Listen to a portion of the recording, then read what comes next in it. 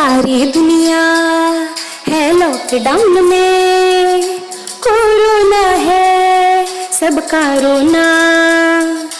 डरने वाली बात नहीं है, सावधानी हमको रखनी है। 1 मीटर की दूरी से बात है हम सबको करनी है। बच्चों आओ पढ़ो सभी, कोरोना से डरो नहीं। बच्चों आओ पढ़ो सभी, कोरोना से डरो नहीं। पढ़ना लिखना है सबको, आगे बढ़ना है सबको। नमस्कार, मैं डॉक्टर विकास कुमार, प्रिंसिपल सनातन धर्म इंटर कॉलेज मीरापुर, जिला मुजफ्फरनगर, आप सभी का ऑनलाइन क्लासेज में अभिनंदन करता हूं। मैं आज कक्षा 10 भौतिक विज्ञान विषय प्रथम अध्याय प्रकाश का परावर्तन व अपवर्तन के अंतर्गत उत्तल दर्पण से प्रतिबिंब बनाना और आवर्धन के बारे में आपसे चर्चा करूंगा। चर्चा आरंभ करने से पूर्व मैं आपको बताना चाहता हूं कि हमें ज़रूरत क्या है, कि उत्तल दर्पण कैसे प्रतिबिंब बनाता है, अवतल दर्पण कैसे प्रतिबिंब बनाता है, हम क्यों जानें। हमें जानना चाहिए। अक्सर जब हम कभी बाहर घूमने जाते हैं तो बहुत सी ऐसी गैलरी में हम चले जाते हैं, जैसे चंडीगढ़ में भी मैं खुद गया हूँ। उसमें बच्चे जब जाते हैं तो एक मिरर गैलरी होती है कि उसमें मिरर को देखकर बच्चे बहुत आनंद महसूस करते हैं। जब उन डिफरेंट मिरर्स में अपना चेहरा हम देखते हैं तो कभी हमारा चेहरा बड़ा हो जाता है, कभी पतला हो जाता है, कभी मोटा हो जाता है, कभी हमारा पेट अजीब हो जाता है, और ऐसा आपने सभी ने देखा होगा लगभग। तो हमें ज़रूरत होती है कि हमें पता तो होना चाहिए भाई हो क्यों रहा है, ये कौन सा दर्पण ये प्रतिबिंब बना रहा है, उत्तल दर्पण कैसे प्रतिबिंब बनाता है, अवतल दर्पण कैसे प्रतिबिंब बनाता है। और दर्पण का प्रतिबिंब बनाने से पहले मैं आपको बताना चाहता हूं कि हम छूकर भी दर्पण की पहचान कर सकते हैं। कैसे? जैसे यह एक समतल दर्पण है, और अगर मैं इस समतल दर्पण पर एक स्केल रख दूं तब क्या होगा? यह समतल दर्पण स्केल को सभी जगह टच कर रहा है। मैंने स्पून का एग्जाम्पल लिया था पहले। ये स्पून को यह पोर्शन उत्तल दर्पण की तरह व्यवहार करता है, और यह पोर्शन जो पटका हुआ है अंदर की ओर पतलू के पेट की तरह, यह अवतल दर्पण की तरह व्यवहार करता है। अगर मैं उत्तल दर्पण पर यह स्केल रख दूं तो आप देखेंगे स्केल के किनारे उठे हुए होंगे और केवल बीच में स्केल उस दर्पण को टच करेगा। और अगर यह अवतल दर्पण है और उस पर अगर मैं स्केल रखता हूं तब स्केल केवल किनारों पर टच करेगा, बीच में एक दूसरे टच नहीं करेगा। इस प्रकार हम छूकर पता लगा सकते हैं कि जो दर्पण है वो कैसा है। जैसे मैंने एग्जाम्पल दिया, ये एक समतल दर्पण है, रॉड हमने इस पर टच किया, स्केल या रॉड, तो वो इसके सभी पार्ट्स को टच करता है। उत्तल दर्पण के को मैंने स्केल के कांटेक्ट में रखा तो देखा केवल ये स्केल बीच में टच करता है और किनारों पर ये टच नहीं कर रहा है। अगर मैं अवतल दर्पण के करीब कोई स्केल रखता हूं तब ये स्केल केवल किनारों को टच कर रहा है और बीच में टच नहीं कर रहा है। इस प्रकार हम आसानी से चेक कर सकते हैं। हम एक छड़ लेते हैं और उसको दर्पण के ऊपर रखते हैं। यदि छड़ दर्पण को सभी जगह पर स्पर्श करती है तब माना जाता है कि दर्पण समतल है। यदि छड़ दर्पण के बीच वाले भाग को स्पर्श करती है और किनारों पर उठी रहती है तब दर्पण उत्तल है, तथा यदि छड़ बीच में से उठी रहे और किनारों पर स्पर्श करे तब हम मानते हैं कि दर्पण अवतल है। उत्तल दर्पण से प्रतिबिंब कैसे बनता है?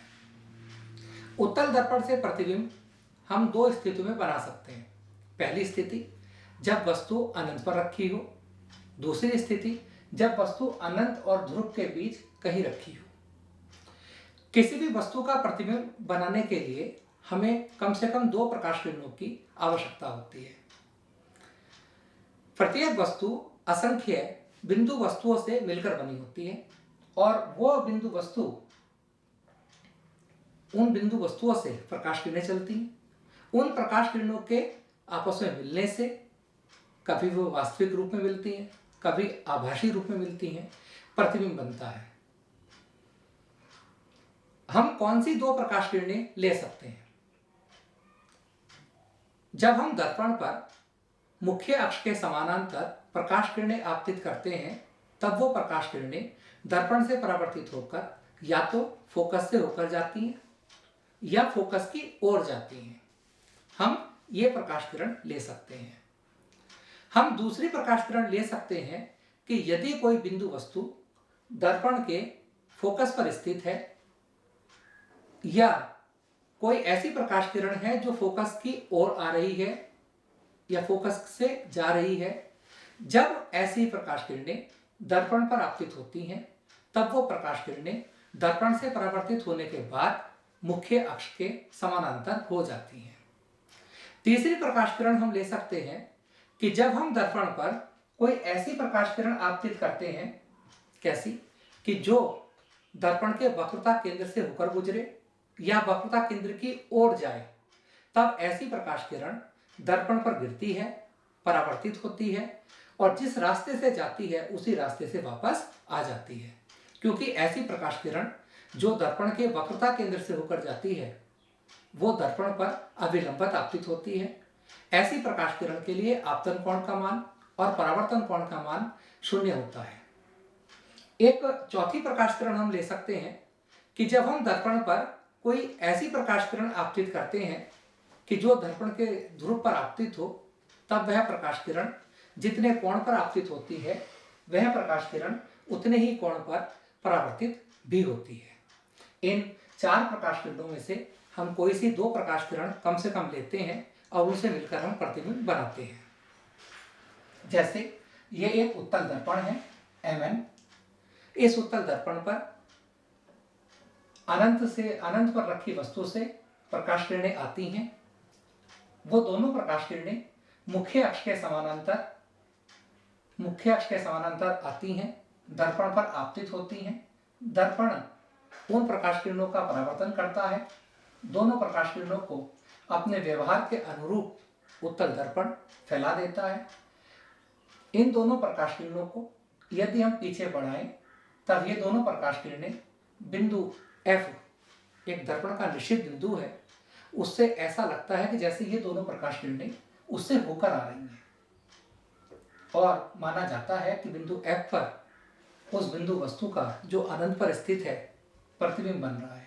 इस प्रकार हम कह सकते हैं कि अनंत पर रखी वस्तु का प्रतिबिंब फोकस पर बनता है।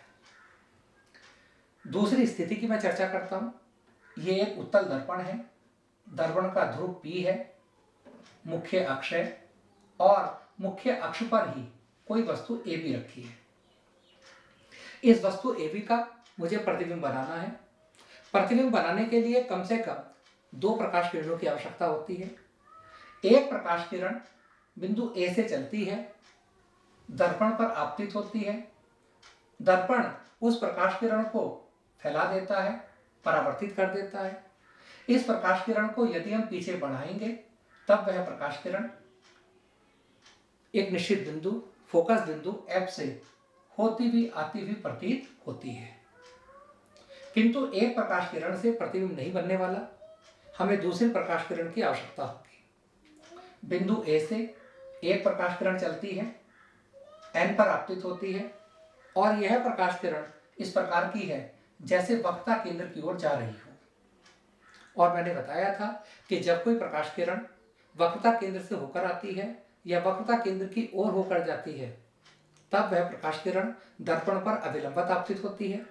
ऐसी प्रकाश किरण के लिए आपतन कोण का मान और परावर्तन कोण का मान 0 होता है और यह प्रकाश किरण जिस मार्ग से आती है उसी मार्ग से टकराकर वापस हो जाती है। ये दोनों प्रकाश परावर्तित किरणें आपस में नहीं मिलती हैं, किंतु इन दोनों प्रकाश किरणों को यदि हम पीछे बढ़ाएं, तब ये प्रकाश किरणें बिंदु A' पर मिलती हुई प्रतीत होती हैं और माना जाता है कि बिंदु A' का आभासी प्रतिबिंब है।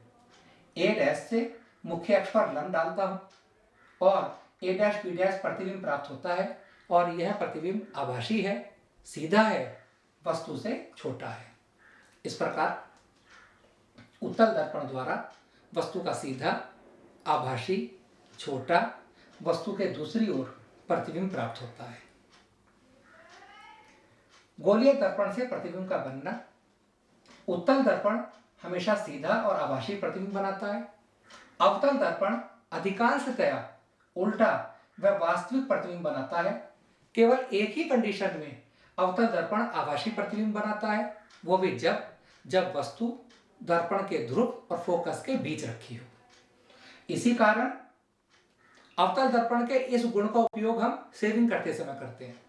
जब हम शेविंग करते हैं, सुबह या शाम जब भी हमारा मन करता है, तब हम अपने चेहरे को अवतल दर्पण के ध्रुव और फोकस के बीच रखते हैं। तब अवतल दर्पण में हमें हमारा आभासी सीधा प्रतिबिंब दिखाई देता है और हम अपनी शेविंग इजीली कर पाते हैं। इन दर्पण के प्रतिबिंब को देखकर भी आप दर्पण की पहचान कर सकते हैं। अब आप जब भी आर्ट गैलरी में इस तरह की जाएं तो आप अपने आप को भी बता पाएंगे और अन्य लोगों को भी बताएं। जब चेहरा सीधा दिखता है तो दर्पण कौन सा है, जब चेहरा उल्टा दिखता है तब दर्पण कौन सा है, आप इजीली बता सकते हैं। आप खुद को भी सेटिस्फाई कर सकते हैं। ये एक बहुत अच्छी पिक्चर मुझे लगती है हमेशा। यह एक साइड मिरर है किसी व्हीकल का, और इस साइड मिरर की ब्यूटी देखिए आप कि इस छोटे से साइड मिरर में इसकी वक्रता के कारण यह खूबी है कि इसमें दृष्टि क्षेत्र बढ़ जाता है। साइड मिरर घर का सिंपल मिरर भी तो हो सकता है। आप लगा लीजिए अपनी कार में या बाइक में, आपको पता लगेगा इन दोनों का डिफरेंस कि जरा सा आकार चेंज करने से कितनी खूबसूरती, कितनी वर्किंग इस दर्पण की बढ़ जाती है। इस मिरर का ये देखिए आप, इस छोटे से मिरर में 1 2 3 4 5 पेड़ पूरे दिख रहे हैं, पूरी रोड दिख रही है, स्कूटी दिख रही है, पूरा घास वगैरह पूरा अच्छे से दिख रहा है। और आप देखते हैं जब हम कार चलाते हैं या स्कूटर चलाते हैं, अपने साइड मिरर में देखते हैं पीछे की दुनिया दिखती रहती है हमें, क्योंकि उसका दृष्टि क्षेत्र ज्यादा होता है। और ये उत्तल दर्पण है। अवतल दर्पण लगा लेंगे तब क्या होगा, उल्टे प्रतिबिंब बनेंगे। एक्सीडेंट का कितना हो जाएगा, पता चला हमारे पीछे जो ट्रक आ रहा है वो उल्टा आ रहा है, टायर ऊपर हो गए, बॉडी नीचे हो गई। सीधा प्रतिबिंब बनाता है उत्तल दर्पण। उत्तल दर्पण के उपयोग। उत्तल दर्पण प्रकाश किरणों को फैलाने वाला होता है। इसका उपयोग बाजार में लगे लैंपों में किया जाता है। यह प्रकाश को परावर्तित कर चारों ओर रोशनी करने में मदद करता है।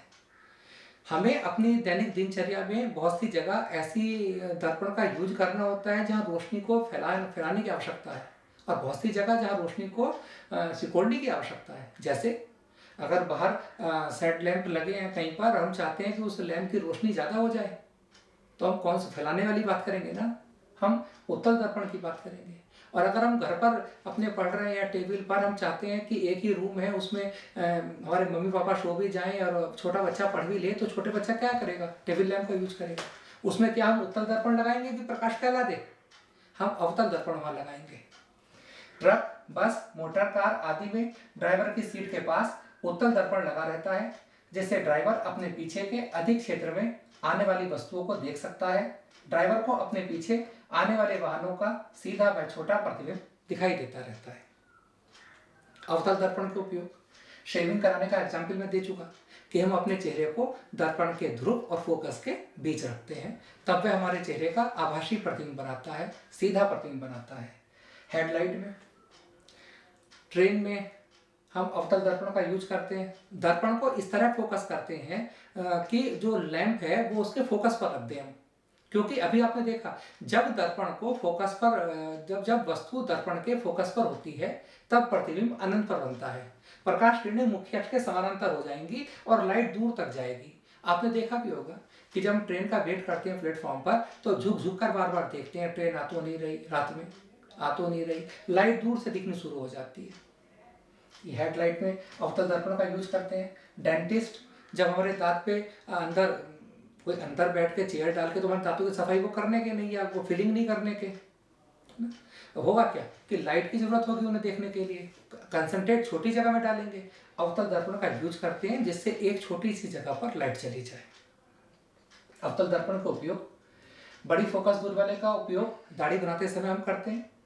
डॉक्टर प्रकाश की किरणें छोटे अवतल दर्पण की सहायता से हमारी आंख, नाक, कान में डालते हैं।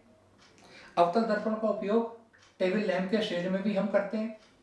बल्ब से चली प्रकाश किरणें दर्पण से परावर्तित होकर अभिसारी या सिकुड़ जाती हैं और मेज के थोड़े से क्षेत्र को अधिक प्रकाश पहुंचाती हैं। अवतल दर्पण का उपयोग motor, car, rail engine, search light के लैंप में परिवर्तक के रूप में होता है। लैंप दर्पण के मुख्य फोकस पर होता है, जिससे प्रकाश परावर्तन के पश्चात समांतर किरणों के रूप में आगे निकलता है। गोलीय दर्पण के लिए चिन्ह परिपाटी। जब हम आंकिक करेंगे तो हमें चिन्ह परिपाटी की आवश्यकता होगी। चिन्ह परिपाटी जिस प्रकार जब हम मैथ में कोऑर्डिनेट पढ़ते हैं तो कोऑर्डिनेट में एक ओ बिंदु को मूल बिंदु ओरिजिन कहा जाता है। एक्स अक्ष और वाई अक्ष जहां एक दूसरे को काटते हैं उस बिंदु को मूल बिंदु हम कहते हैं। और इस प्रकार दर्पण में ध्रुव को हम मूल बिंदु की जगह लेंगे। दर्पण में हमेशा प्रकाश किरणें बाईं ओर से आपतित होती हैं। हमेशा वस्तु को हम दर्पण के बाईं ओर रखते हैं। वस्तु को हमेशा हम दर्पण के बाईं ओर रखते हैं। समस्त दूरियां दर्पण के ध्रुव से मुख्य अक्ष के साथ मापी जाती हैं। वस्तु हो या प्रतिबिंब हमेशा मुख्य अक्ष पर बनते हैं। दर्पण के बाईं ओर की दूरी ऋणात्मक चिन्ह तथा दाईं ओर की दूरी धनात्मक चिन्ह के साथ हम लेते हैं।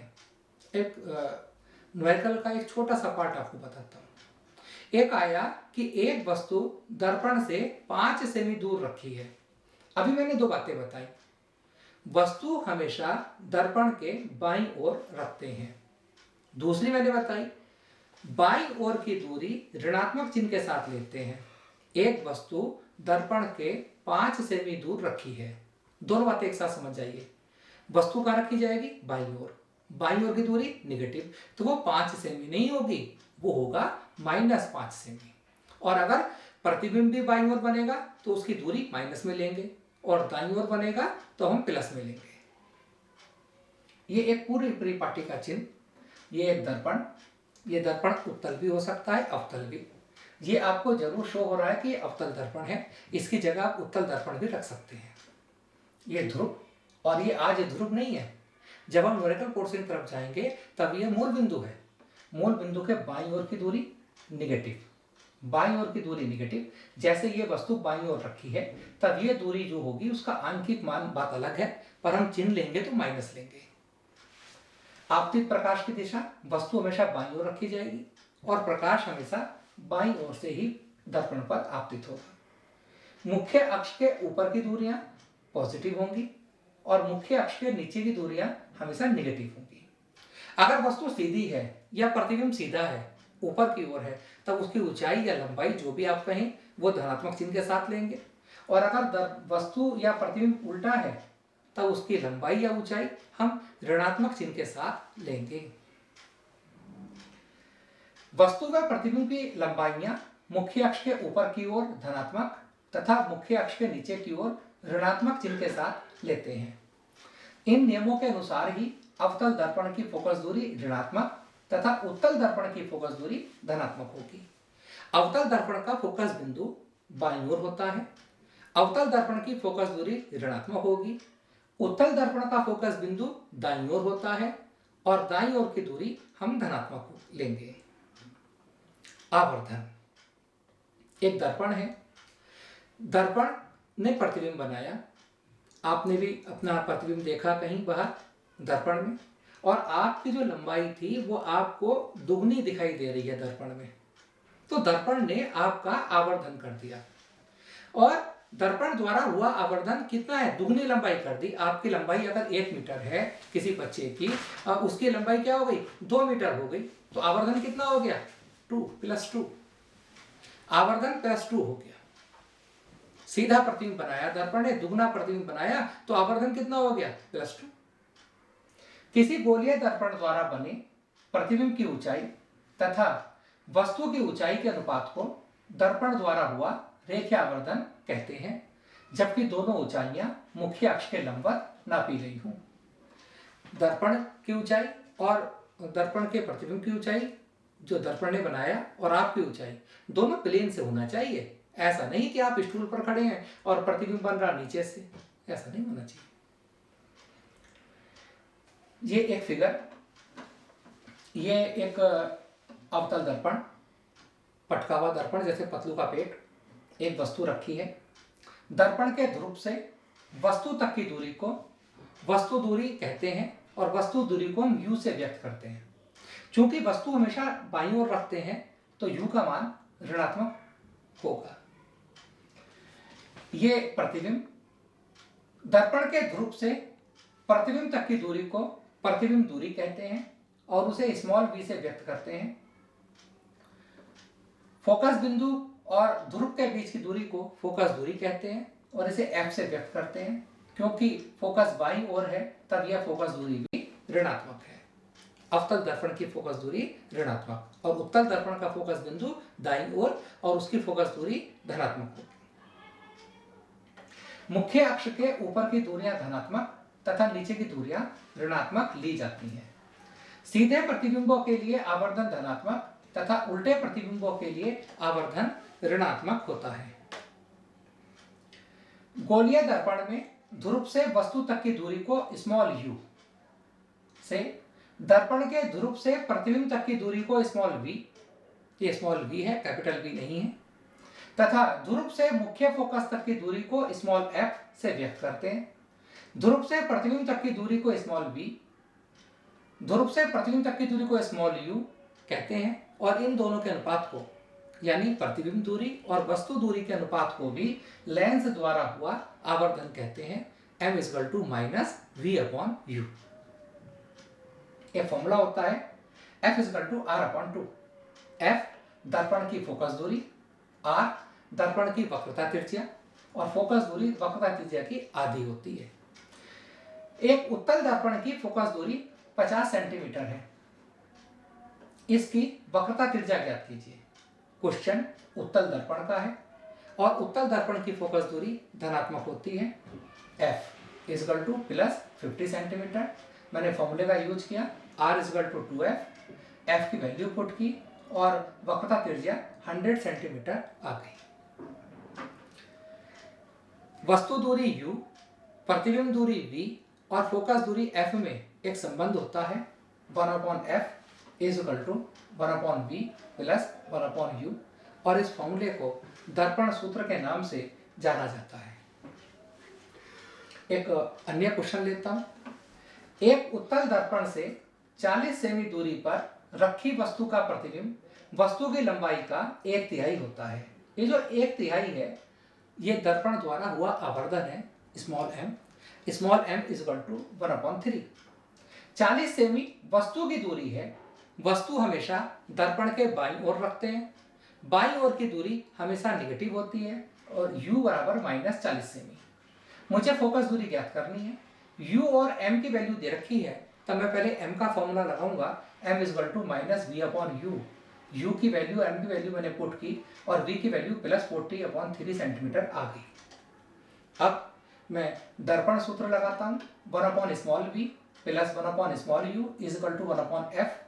u और v के वैल्यू पुट करता हूँ और वैल्यू पुट करके सॉल्व करने पर मेरी फोकस दूरी 20 सेंटीमीटर आ जाती है। एक क्वेश्चन लेता हूं एक और। एक अवतल दर्पण की वक्रता त्रिज्या 60 सेमी है। अवतल दर्पण मैंने बताया था, अवतल दर्पण की फोकस दूरी और वक्रता त्रिज्या दोनों ऋणात्मक होती हैं। ये वक्रता त्रिज्या r = -60 सेंटीमीटर। फोकस दूरी का फॉर्मूला लगाया F = r/2 और मैंने फोकस दूरी कैलकुलेट कर दी। आगे क्वेश्चन पढ़ता हूँ। 4 सेमी लंबी वस्तु की लंबाई 4 सेंटीमीटर दर्पण से 45 सेमी दूर रखी है। वस्तु 45 सेमी दूर रखी है। वस्तु हमेशा लेंस के बाईं ओर रखी जाती है। बाईं ओर की दूरी ऋणात्मक चिन्ह के साथ हम लेते हैं। u = -45 centimetre. प्रतिबिंब की ऊंचाई, स्थिति और प्रकृति ज्ञात करनी है। प्रकृति मीन्स अभिसारित होकर बना या अपसारी। v कैलकुलेट करते हैं। मैंने u और v के मान दर्पण सूत्र में लगाता हूँ। दर्पण सूत्र होता है 1/f = 1/v + 1/u।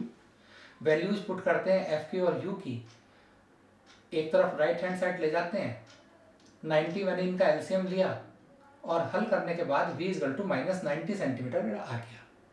मुझे आवर्धन कैलकुलेट करना था। आवर्धन का फॉर्मूला होता है -v/u। v और u की वैल्यू पुट करता हूँ m इजकल टू -2 मीन्स दर्पण जो प्रतिबिंब बना रहा है वह प्रतिबिंब की लंबाई वस्तु की लंबाई की दुगनी है और प्रतिबिंब उल्टा भी बन रहा है।